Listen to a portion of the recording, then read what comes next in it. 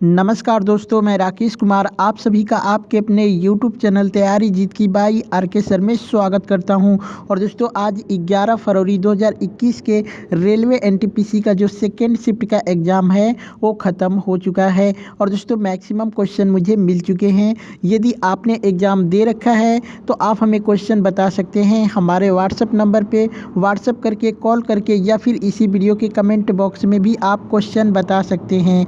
हमारा WhatsApp number है 8881949373।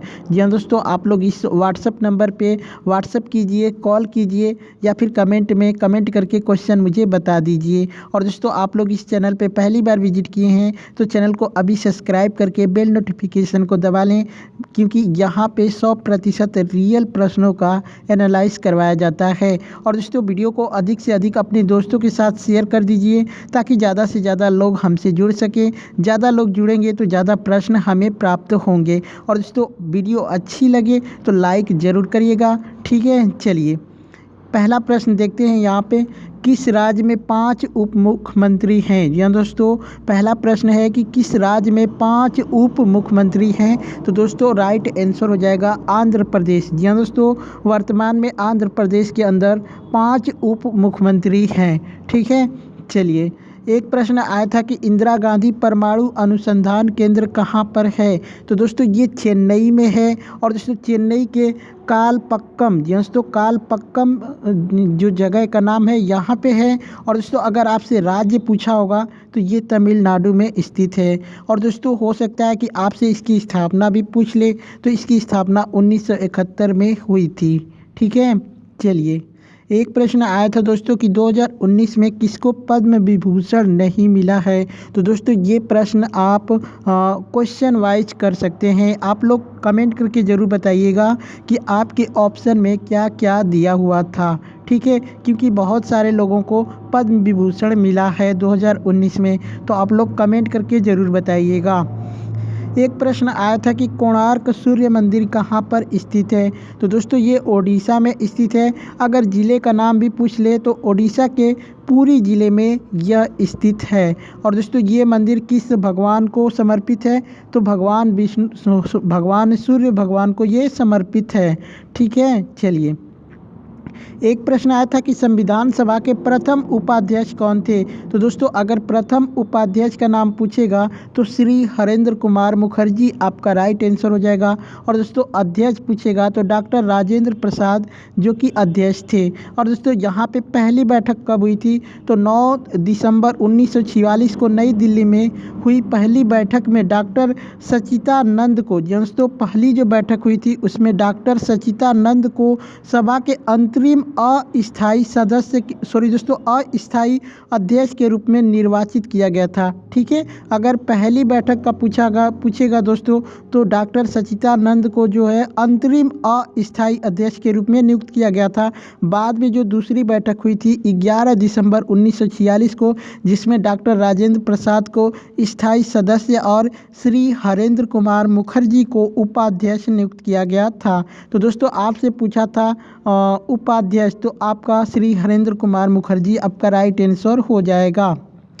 एक प्रश्न आया था कि कुरनूल या कर्नूल गुफाएं कहाँ पर स्थित हैं? तो दोस्तों ये आंध्र प्रदेश में स्थित हैं। कुरनूल जिले के कोलिमुंगडुला, दोस्तों कोलिमुंगडुला मंडल में ये स्थित हैं, ठीक है। चलिए एक प्रश्न आया था दोस्तों कि गोल्डन फाइबर किसे कहा जाता है? तो दोस्तों जो भारत का गोल्डन फाइबर है वो सूती धागा, कृत्रिम धागा, जूट, ऊन और नूल को कहा जाता है। बाकी आप लोग कमेंट करके ज़रूर बताइएगा कि इनमें से कौन आपके ऑप्शन में दिया था, क्योंकि इसमें से एक ही दिया होगा आपके ऑप्शन में, ठीक है। तो आप लोग कमेंट करके ज़रूर बताइएगा। चलिए एक प्रश्न आया था दोस्तों कोबोल के बारे में। एक्चुअल में ये प्रश्न पूरा मिला नहीं है। मैं मतलब कोबोल क्या है अगर ऐसे पूछा होगा तो दोस्तों कंप्यूटर प्रोग्रामिंग व्यावसायिक उपयोग के लिए ये डिज़ाइन भाषा है, ठीक है। कोबोल जो है प्रोसेसिंग भाषा है जो कि व्यवसाय के लिए डिज़ाइन किया गया था।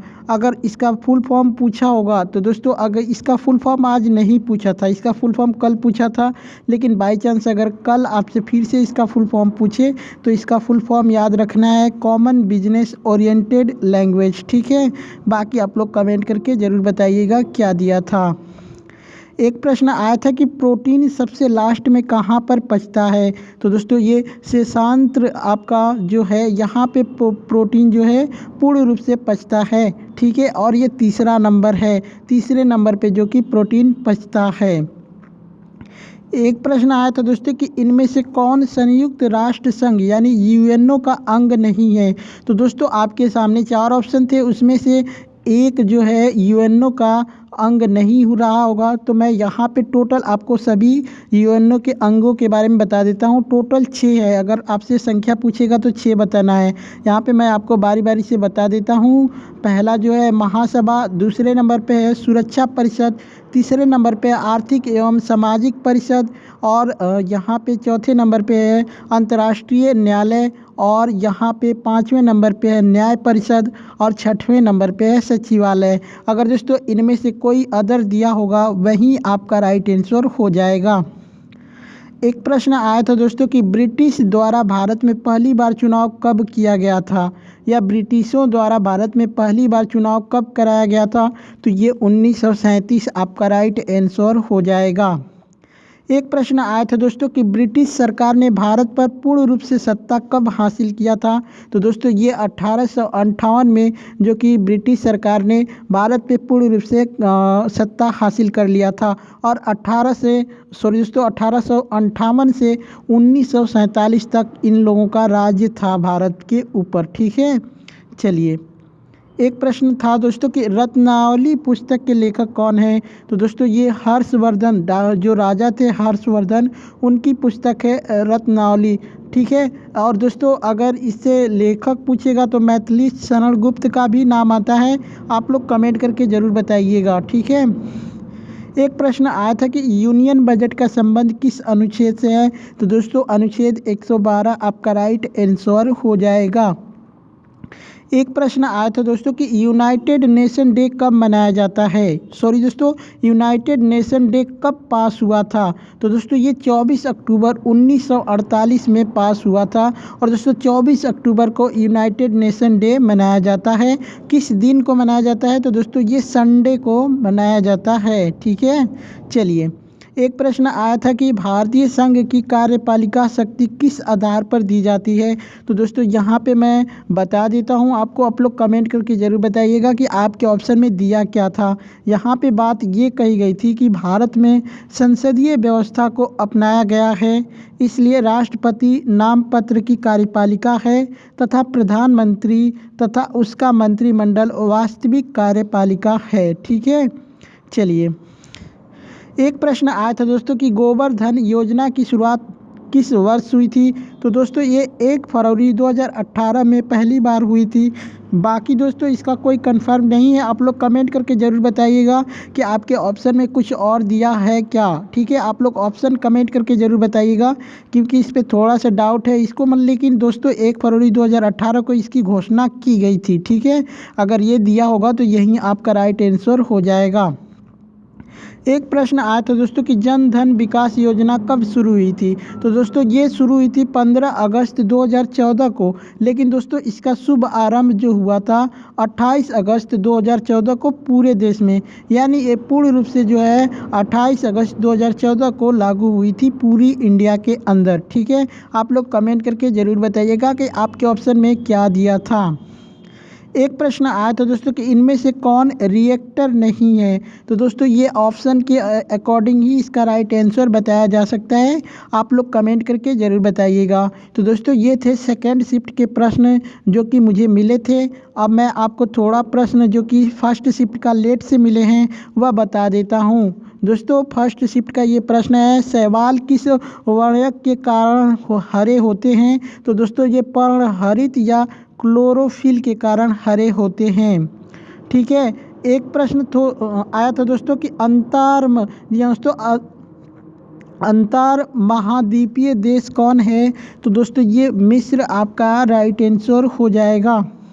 एक प्रश्न पूछा था दोस्तों कि अग्नि 2 क्या है। तो दोस्तों अग्नि 2 जो है सतह से सतह पर मार करने वाली एक मिसाइल है। ठीक है, अगर ये प्रश्न आया होगा तो इसका राइट आंसर यही होगा। एक प्रश्न दोस्तों वहाँ पे आया था कि VR, जी हाँ दोस्तों, VR का फुल फॉर्म पूछा गया था, तो वर्चुअल रियलिटी आपका राइट आंसर हो जाएगा।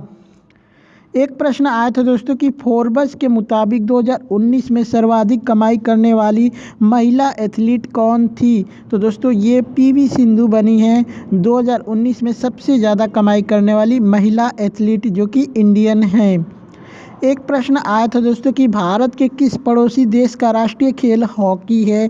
तो दोस्तों राइट आंसर हो जाएगा पाकिस्तान, क्योंकि पाकिस्तान का भी राष्ट्रीय खेल हॉकी है। तो दोस्तों इतने सारे प्रश्न मुझे मिले थे, आप लोग कमेंट करके ज़रूर बताइएगा कि ये वीडियो आप लोग को कैसी लगी। अच्छी लगी हो तो लाइक ज़रूर करिएगा और अपने दोस्तों को वीडियो शेयर करिएगा। ठीक है, चलिए चलते हैं, मिलते हैं नेक्स्ट वीडियो में, तब तक के लिए जय हिंद।